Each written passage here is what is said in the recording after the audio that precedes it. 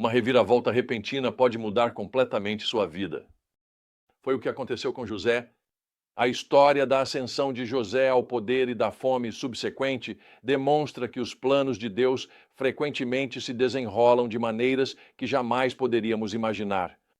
É uma história épica de providência, preparação e do vínculo inquebrável entre sofrimento e frutificação.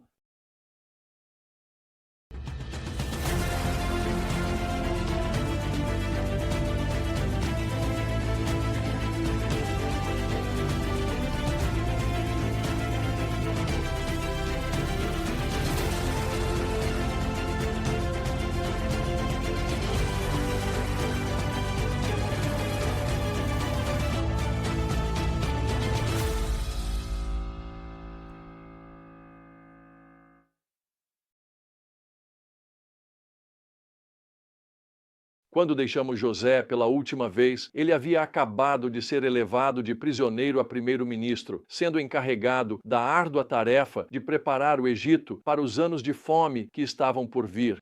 E à medida que o capítulo se desenrola, vemos a sabedoria e a diligência de José em plena exibição.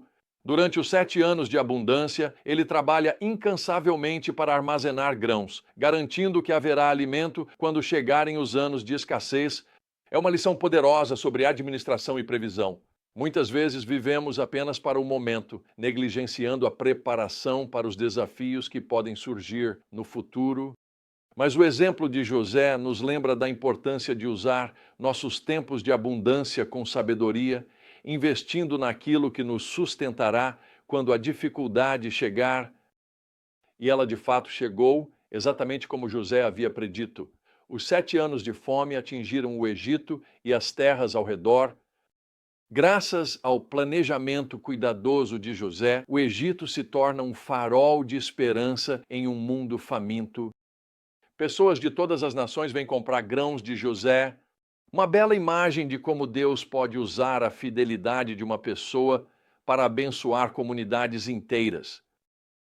Mas mesmo durante esse sucesso, o passado de José nunca está longe de sua mente. Vemos isso claramente nos nomes que ele dá aos seus 2 filhos. Manassés, ele diz, significa Deus me fez esquecer toda a minha aflição. E toda a casa de meu pai é uma declaração da cura e restauração que José experimentou, um testemunho do poder de Deus para curar até as feridas mais profundas. E ainda assim, o versículo seguinte revela o outro lado dessa moeda. José dá ao seu segundo filho o nome de Efraim, dizendo: é porque Deus me fez frutificar na terra do meu sofrimento.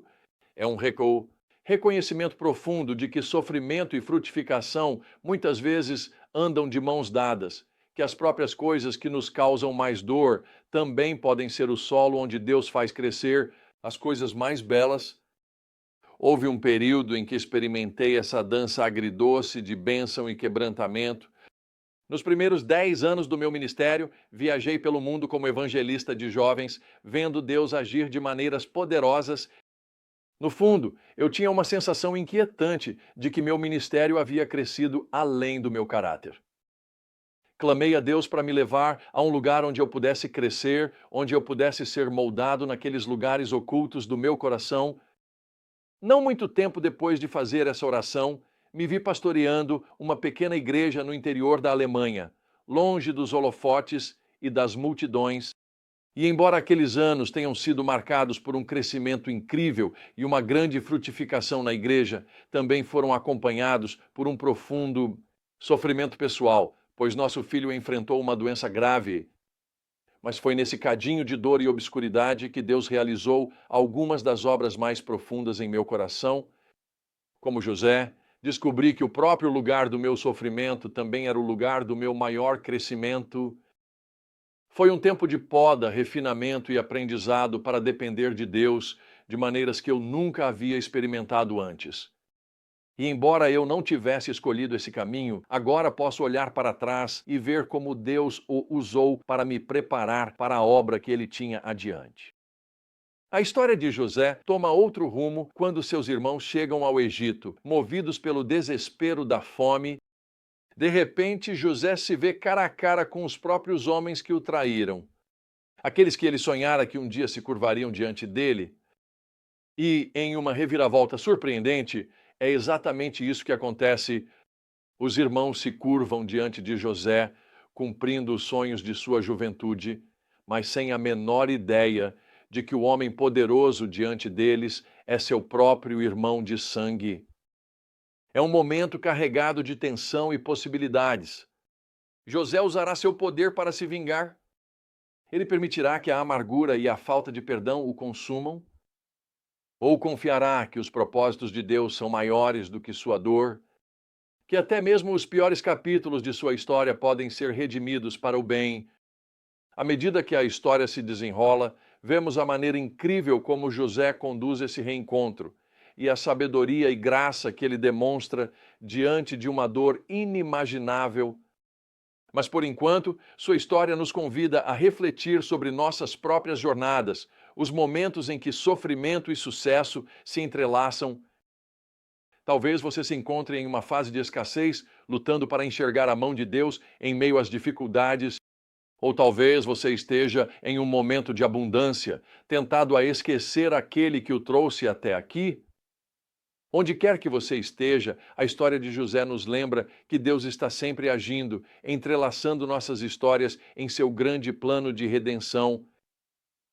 Precisamos administrar nossas bênçãos com sabedoria e generosidade, confiando que Deus pode usar nossa fidelidade para impactar vidas que talvez nunca vejamos. Hoje, abrace a verdade de que nossas lutas mais profundas também podem ser o berço de nossa maior frutificação, se permitirmos que a mão de Deus nos molde no processo. E através de tudo isso, fixe seus olhos naquele que está escrevendo uma história muito maior do que você poderia pedir ou imaginar, o Deus que traz beleza das cinzas, que transforma sonhos despedaçados em realidades gloriosas, pois em suas mãos nenhuma dor é desperdiçada, nenhuma aflição é sem esperança. Ele ainda não terminou conosco.